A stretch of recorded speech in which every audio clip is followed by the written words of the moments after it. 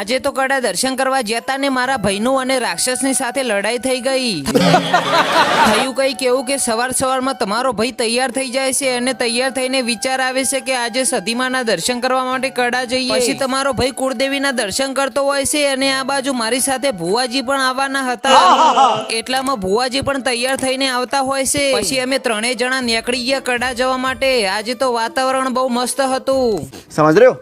પછી થોડા આગળ પહોંચે તે રસ્તામાં રસ્તો રોકીને એક આખલો ઉભો હતો. એટલે અમારા પોપટલાલે આખલાની સાથે લડાઈ કરીને આખલાને રોડની સાઈડમાં કરી દીધો.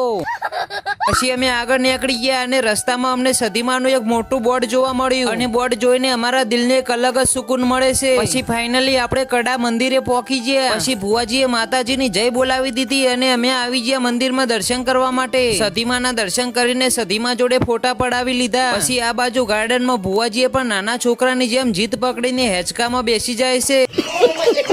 પછી અમને મળી જાય છે એક મોટો રાક્ષસ. એટલે મારો છપરી ભાઈબંધ ચેક કરે છે કે ઓરિજિનલ છે કે ડુપ્લિકેટ.